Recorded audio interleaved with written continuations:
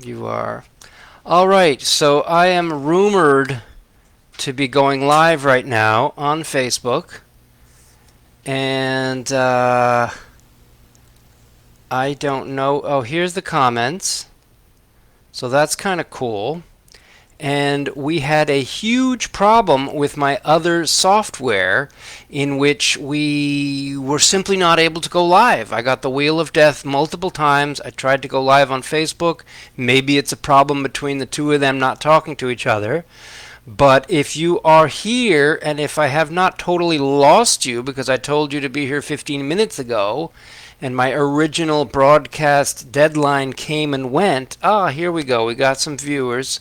Sarah, perfect. Um, Sarah, I had promised you a copy of the book, right? Isn't that true? Let me know in the comments. Hello, Jane. This is so exciting. Okay, now I'm feeling better. I'm a little bit sad that we're not broadcasting to YouTube because YouTube ends up saving the whole show. And now we're going to have to download this and put it up again wherever we want to put it. So thanks, folks, for being here. Thanks for watching. I have lots and lots of interesting things to share with you, not least of which is my new book. This is the final print proof that we have gotten, and it's got me on the back, and it's on much thicker paper. I may have shown it to you before. Yes, so Sarah, you're still not too late. I have not sent those out yet. I've been waiting for the actual print date when I know I'm going to have hard copies back in my possession. And that I think is going to be in June. So I'm going to give you a quick flip through, and you can see what a resource this book is going to be for all of its readers.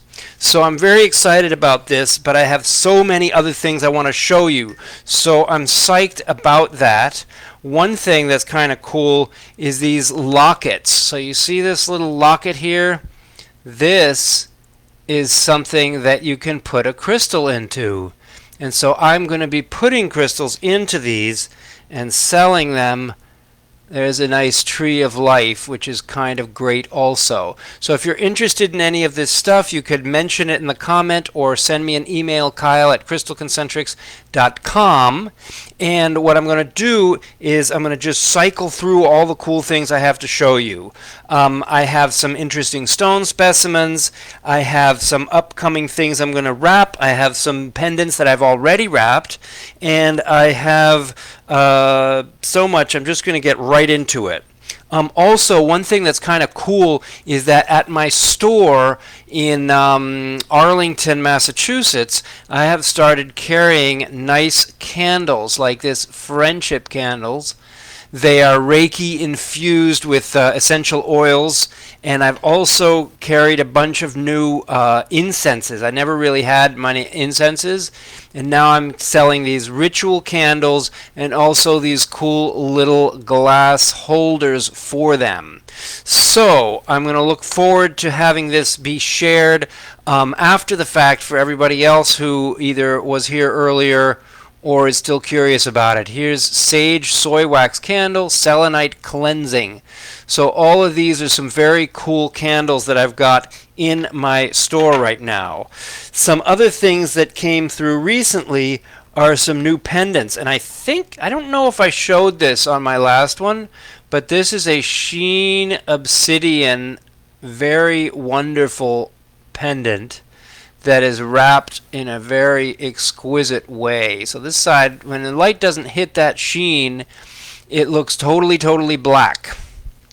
And then I have a cool pyrite. It's not every day that you get to make a pyrite pendant, so that's kind of awesome. And, I'm seeing more comments. Maria Holly, hello. Debbie Clark. So everybody needs to know that I am going to be doing a meditation in a couple of weeks. And the book should be coming out in June. Here is a very cool little ruby. And it's in one of these sort of dental cap settings that I'm not super fond of, except that the color on this was really good. I'm going to see if I can turn up my light a little more. I think you can still see pretty well. This is a sapphire. So it is six-sided, and it is essentially the same thing as a ruby except that it's blue. So if anybody has any questions, feel free to ask as we go along. As some of you may have seen, I have been spending a huge amount of time on TikTok, where I have surpassed 85,000 followers, and that really gave the boost that I needed for my online business to get started. And now, although it's not as frenetic as it was, because from December till March I was selling a ton of little tiny Moldavites, and now it's slowed down. The fad has passed, and some people think, oh, this, the shortage and the price increase on Moldavite was all about the fad and the increase in demand. But in fact, the supply has been completely cut off, and there's not as much being dug out, if any. And so all the old prices are completely outdated. And I was talking to one of the biggest importers in the country, and he said that they are looking at wholesale pricing increases of 3 and 4 times. So if you ever wanted to get Moldavite, this would be the time. I want to show you a few cool bracelets that I have of it. So we have these nice pendants, little beads here, with the Rudraksha little seeds in the handle. It's a stretchy bracelet, but I've worn these types of seeds, and they always feel super relaxing. They're like a lightweight smoky quartz, which I really, really appreciate. Here we have Moldavite mixed with Libyan desert glass, and I'm going to talk a fair amount about Libyan desert glass because it is all the rage right now. And last but not least, I'm going to show you one of these, which is the very last one that I have, with an actual piece of Moldavite right there in the middle of the handle. So that's kind of cool and interesting. So those are the Moldavite bracelets, but I have 2 more to show you. One is this one, which is all cool small pieces of Moldavite, and it's just small enough that it barely fits on my wrist. So I might have my bracelet guy extend this. So if you ever need any repairs on bracelets or necklaces, I have a really good guy, but I do have to mail it out to him. This is a very cool piece of tumbled Moldavite, and I can see the light through it, so it looks lighter to me, but to you I can understand it looks a little bit dark. So that's kind of cool thing. Oh, I'm seeing more comments. Great. Oh, thank you for the comments. Oh, Susan Bibbins. Morgan is here. Morgan is a jeweler who I met virtually because she came into my store today, and we're going to be doing some work together, which I'm very excited about. Jane Barmash, hello. Thanks for saying hi. I got asked on TikTok to make a video about Super 7s, and I'm going to show you what continues to be the best Super 7 pendant and specimen that I've ever seen. I really, really love this piece. And this photograph, a photograph of this piece, is going to be in my book coming up. I probably can't find the page right now, but for those who weren't here right at the beginning, I'm very excited to be getting my book. Look at that. It's a pretty thick book, and it's filled with wonderful photos of excellent crystals.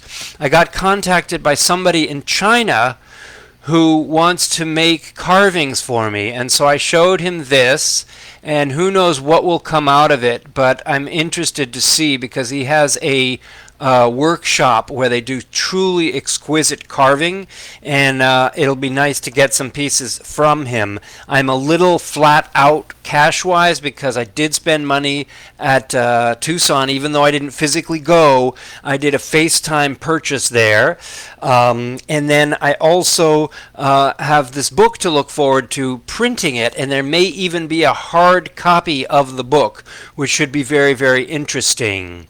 Yo, thank you for that, Morgan. Now, I want to talk to you a little bit about some of my pendants. Now, this here, I show you my pendants, right? I think there's only one that I didn't show you, actually 2.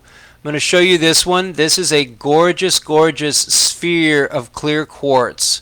Quite exquisite, and my guy does spheres so nicely that I just love sending him spheres. And this is a beta quartz, which is very interestingly attached to its setting. And so Morgan, since you're watching, this is the type of stuff that I'm used to carrying as far as jewelry, and my guy has even made this one that I'm wearing. This is how he usually wraps hearts, but this is a tiger iron, which is very cool. Now over here is a piece of nephrite jade that I'm going to be getting set soon. And I want to show you a couple of other things that are not jade so that you can know what they are. I'm guessing there's a time delay. Jane asked what I'm wearing on my neck. It is a tiger iron, a very cool piece that I picked up at an obscure gem show. So this here I call, you know what, I'm going to lower the lamp because it feels like it's just not bright enough for you. I'm going to bring that down. There we go. Now, when I show you this, you're going to really see some color. That's way better. I wanted to not have the glare on my glasses. In fact, what I might do is I might take my glasses off just to simplify that piece of the experience. So over here is a real nephrite jade, and over here is what I call forest jade. It's different from it. It's a slightly different shade, and the way that the black splotches appear in it is also different. So you can tell just by looking at it that this is not a real jade. Now there's another wonderful material that energetically is almost more like the real jade than the forest jade is, and this is something called green chert. And I made a fantastic realization tonight. Earlier today, I was in my shop. I had my vaccination earlier today, and so I was a little down for the count, but then I came back, I rallied, and I went into the shop, and I made some nice sales to people who had come in to get a look at my Moldavite and buy them in person. So that was awesome. But when I went to look at this, because I wanted to show it to you, I realized that I had a nice name for it. I'm going to call this Laguna Jade. And this is something that I'm going to be also probably wire wrapping and selling as Laguna Jade, but also being honest with people that it is not a true nephrite jade, even though it feels as good. And one of the things that's useful about wire wrapping is you can wire wrap a slightly irregular stone like this. It's a little easier to do a straight cabochon if you're a traditional jeweler, and you want to just set it in silver the way people are used to seeing it. Now I'm going to transition a little bit and talk to you about this here. This is citrine, a true natural citrine. This is a great big cutting citrine, which is pretty valuable, and I've had a lot of interest from the public about citrines and also online, and I'm really excited about my inventory of it because I do have pendants, but I also have incredible rough pieces like this great one here. So that's a great big citrine, which, because it has all this other stuff on it, is for sale at a lower price than these types of things would generally be. Now I got lucky, and I got some citrine tumbles, which I have never really had. I got 2 or 3 of them, and I set them aside last year, and now I have enough of them that I can actually sell them like this as individual tumbles, and I can also have them wire wrapped, and I have several all the way out to my guy, and I'm waiting to get those back. I'm very excited about that too. One thing, just a quick reference back to the book, Sarah has volunteered to read the book in advance and to post a review of it as soon as it comes out in June. So I'm trying to figure out what that end date is, when I know I'm going to have hard copies in my store, when I know I'm going to be able to post them onto the website, and for people to be able to order them by online. And then also going to have it up on Amazon and Ingram Spark. So all this information will be crystal clear when I know it and when I share it with you through my newsletter. Now, one of the things that is interesting about the citrine is that it is yellow in a way that this Libyan desert glass is yellow. And Libyan desert glass, for those of you who don't know, is now all the rage. People really love their space stones. And if they can't get to or afford Moldavite, or if they want to fill out their connection with the cosmic stones, they reach out to get something like this, or Saphrodite, or Agni-Manatite. All of these are kind of Columbianite, Philippinite. These are all obscure space stones that are the result of interaction of the Earth with a meteorite, excuse me. Crystal clear, I know. I did realize that I made the pun, which was pretty silly of me, but that's the way it is. Anyhow, so this stuff, Libyan desert glass, is very cool, and I'm likening it to citrine, and I'm calling it a kind of a cosmic citrine, because the true citrine, is very quartzy and it's very earthy and grounded, whereas the glassy Libyan desert glass is more spacey and elevated. And I'm hosting an in-person meditation this Monday, and we are going to actually work with the Libyan desert glass. If that's something that interests you and you happen to be in the Boston area, I hope that you will contact me, Kyle at crystalconcentrics.com, and let me know about your interest in attending that event. Now, what I want to show you next is a series of pendants. Here's a sweet one.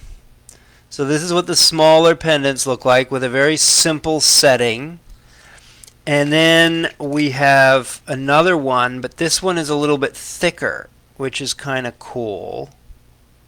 It's like a little drop of honey. And then the flat one that I showed you first, there was one that I really didn't like the way it sat in its setting, so I sent it to my wire guy, and this is what he produced, which is really, really sweet. We put it actually in pink gold, which is kind of a cool thing. I think with pink gold you use like a black cord, a satin cord.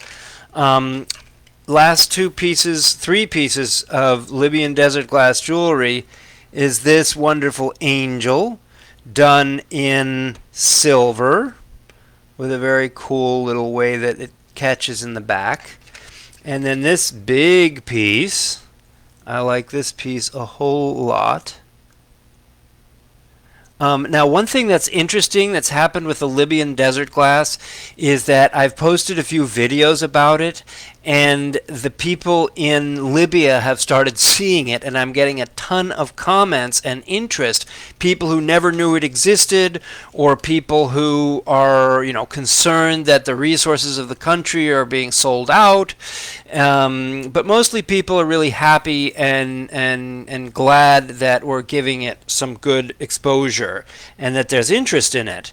Here's an interesting one with some little sticks around it, which I thought was kind of creative. I don't know if it's my cup of tea, but I think someone will appreciate it, unless I just take it out of the setting and then create a new setting for it. Anyway, that's a cool piece. There's also interest was shown recently in two protection stones that I did a video about, and they are Larvikite and Numite, and they're both featured in my book. The Larvikite I consider a short-range reflector protector that reflects and pushes back negative energy or intention, and I'm going to show you a couple of pieces of that. So this is stuff that I believe somebody is making into countertops. It's got these great big reflective gray swatches in it, and you can see a little bit of the color play in here. This one actually seems to have more color play than the other one, which is good. And then the Numite is a different type of stone which has little tiny glittery reflecting flecks. And this is what the Numite looks like. Very cool stuff. And I'm actually thinking of making a medallion pendant out of this. I have a lot of interest in it. I'm going to show you, while I'm on the subject of black stones, a great big black tektite. Tektites are formed just like moldavite when a meteor hits the ground and creates such an explosion that pieces of it are sent up into the sky, and then they rain down, and they have all these pockmarks like a planet that has, been hit by meteors and asteroids over the course of the millennia. And then I've got this other cool stone. I don't know. Yeah, you can see it pretty nicely. This is called Prophecy Stone. And it's called a pseudomorph, where one type of stone grows over another. So this, I think, was marcasite originally, and then it had limonite grow over it. And limonite is more of a sort of bronzy metallic stone. So that's interesting stuff. I've shown you so many things already. We talked about jade. I didn't show you one of my favorite jades. This one is something that I keep for myself at home. It's super, super relaxing. It is naturally river worn, which is nice.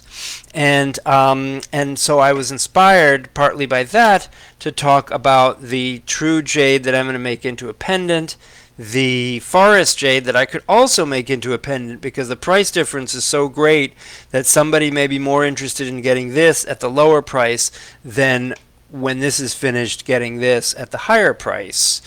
I talked to you about the little locket pendants, which is cool, and I talked to you about different types of citrine, including my nice new tumbled ones. I happen to have one of my favorite meditation lapis pieces right here to show you also, which is kind of sweet. And it has a waxy feel to it. The very high quality lapis, the surface of it is very waxy and chalky. Not chalky in the sense of that it actually is brittle and chafes off, but it just feels kind of chalky even though there's no dust to it. Now, something else I want to show you, I showed you this pendant earlier of sheen obsidian, and I also want to show you one that I used for a meditation, which is this one here. We were talking about the phases of the moon, and when you get the light wrong on it, it's just totally black, a total new moon. And then when you get the light right on it, suddenly you see all these interesting patterns happening, which is kind of great. I want to talk to you a little bit about some moldavites here. I have a whole tray full of them. And one of them that I want to show you is this one here, which I really love because it stands on its own. You don't have to set it in a pendant or do anything. It just, I'm going to rest it on my laptop and it just totally stands up all by itself, which is very, very cool. That is the traditional type of moldavite. This also is a great example that will turn into a fantastic pendant, which someone will really love in the long run. But one of the things that I have sometimes talked about and that I keep coming back to is what is called the Besednitsa moldavites. Those are really unusual, and this is an example. This is very spiky stuff. And some of these actually stand also, but the ridges are so deep on it that it is called a hedgehog.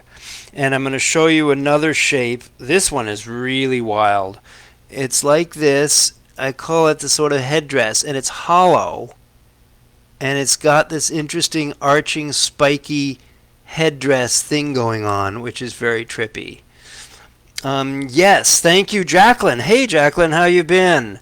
So yes, the smaller stones pack a punch. I got into crystals because of a little moldavite that I was given, and it was so mind-blowing that it changed my whole life and turned me on to crystals, forever changing my life. But I wanted to let you know that these Besednitsas, some of them like this one, I consider to be shaped a little bit like an angel with the wings stretched out, and this I call emerald colored. So you can see a lot of these in my videos, or if you're part of my crystal buyers group, I do post photos there and links to the videos.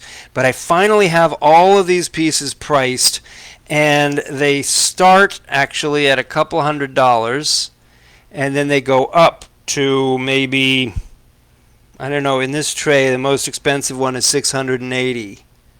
But you can see they're really, really quite special and have unique shapes, which is really nice. I'm going to show you one more show and tell crystal before I get back into talking about my book. This was called Atlas Quartz, and it's interesting. It's like a red cap amethyst, which I happen to have here. So there's a red cap amethyst, also called a Super 7 Type 2, and then this is the, I'm going to take it away from the camera so that it doesn't glare on it, but you'll see it's a solid amethyst with a cap of white, which is quite unusual. And because there's no other caps of white inside the body of it, it's not a chevron amethyst, it's its own thing. It's a white cap amethyst, actually, is what it technically is. And although this one stands naturally, I have a guy who will shave off the bottom of these so that they stand upright. And I'm doing that with a bunch of citrine pieces like this that I think will be more presentable if they can stand up properly. In fact, who knows, maybe I'll send this one in to get it sawn so that it stands up properly. So yeah, red amethyst is a very cool thing, and white cap amethyst is even more rare than the red cap amethyst. Now, I want to give you a little bit of an orientation to my book. Here it is, Crystal Energy, Understanding and Working with Crystals for Clarity and Flow.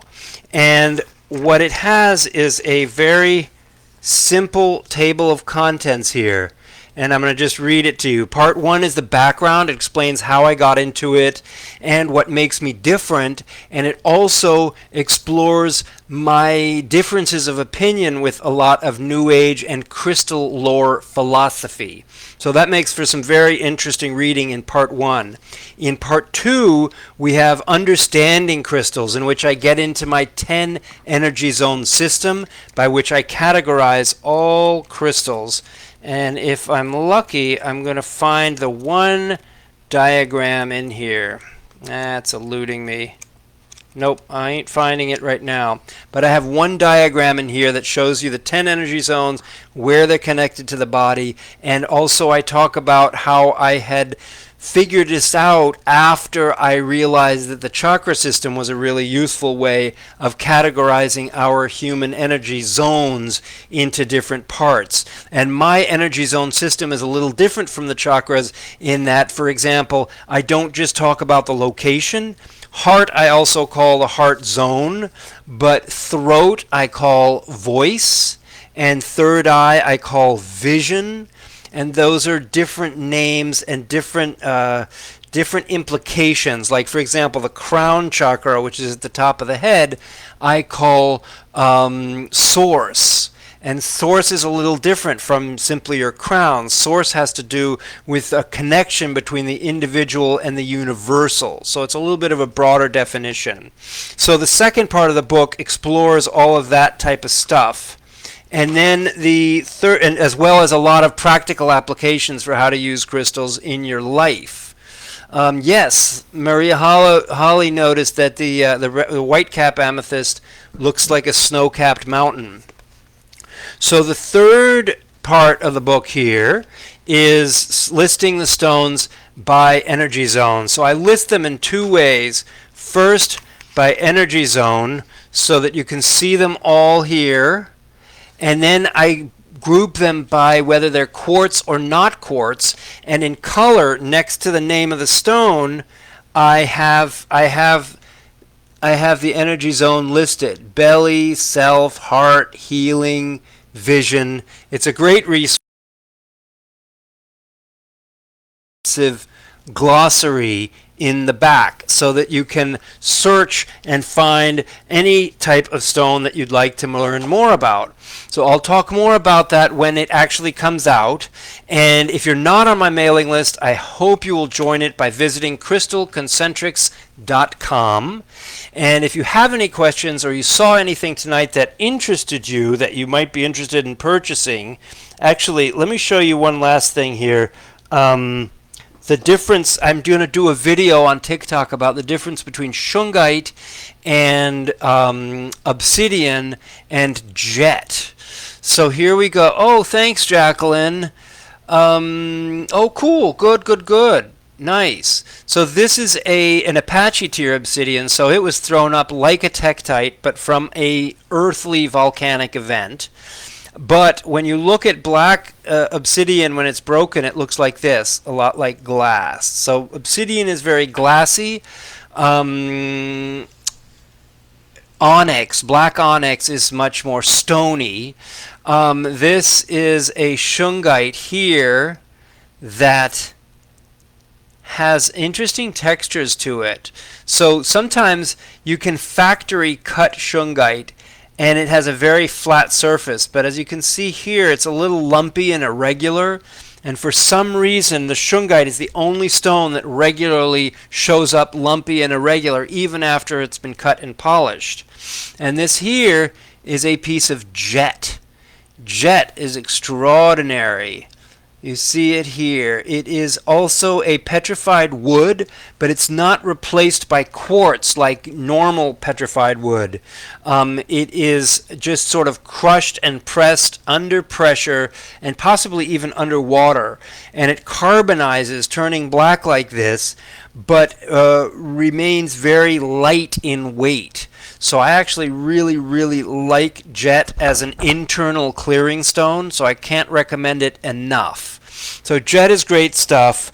And another, I'm going to show you, since I have these stones lying around, I'm going to show you this gorgeous carnelian pendant, wonderfully wrapped, that I had done for myself with a rough piece. I wanted a carnelian. I wanted this carnelian, and so I had my guy wrap it. And this is a lavender fluorite pendant, which is quite unusual in its own right. So that, I think, is all my show and tell. And I might pop my glasses on in case anyone has any last minute questions. I'm going to keep you posted about the book. It should come out in just over a month. I'm going to make the decision on how many to make and whether to have a hard copy version created. There's too much glare from the light here, so I think I'll do better without my glasses. Oh, look what I've got here. This is a chrysoprase that I had wrapped. Looks like a very interesting alpine lagoon. This here is amazonite. And this is a very sweet amazonite heart, which is kind of great. So, that is the scoop for this particular event. I covered a lot of ground. I showed you some special specimens. I turned you on to the Libyan glass. We talked about jade and some of the versions of it. We talked about some black stones, protection stones like pneumite and larvikite. And I showed you that I'm now carrying candles like this beautiful pink friendship candle. It's Reiki infused with essential oils. It smells really good. And I have those in my store. You could order them by mail order also. Cool things like selenite cleansing, another candle that's very sweet. And we have these little tiny ritual candles that are awesome, and little tiny holders for them so they fit right in. One of my pet peeves is candle holders that don't actually fit the candles, or candles that don't fit into the candle holders, and these are perfectly matched, so you don't have to wonder about that. So, does anybody have any questions or comments or things they want to add before we close down the live event? I'm always ready to answer your questions. This is a gorgeous green fluorite freeform from some of the earliest and best green fluorite out of Madagascar. Maybe 5 years ago is when that showed up. So anyway, thanks everybody. Do please subscribe to my newsletter, because on the third Sunday, I guess, this is the first Sunday of May, and I think I'm going to do a talk show at the end of this month, on the 30th, but 2 weeks before that, on I think it's the 16th, I'm doing an online crystal meditation. I really believe that crystal meditation is one of the best ways to experience it, and I have a lot of history leading people in crystal meditation. So I hope you'll join that. Feel free to email me or mention in the comments that you're curious about that. You know how you can reach me anytime, Kyle@crystalconcentrics.com. So, oh, that's funny, yes. Morgan mentions she has to melt the bottom of her candles just to keep them standing up. The largest obsidian mirror I have is about yay big. I actually have it on a table ready to mail to someone. I don't know that I have another one of exactly that size, but actually I have a slightly bigger, more natural one. So the one that I'm selling is a perfect round, but this other more natural one is a little bit bigger like that, and it has some irregularities on the top. So I'll remember that and run that by you, because you might really want to check that out.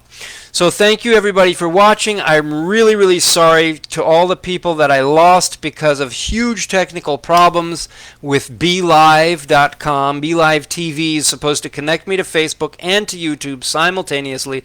They totally failed, and after 10 or 15 minutes I just decided to go ahead and go live on Facebook alone instead. So I thank all of you for noticing and showing up and checking it all out. Thanks again for watching, and we will connect again soon. Bye!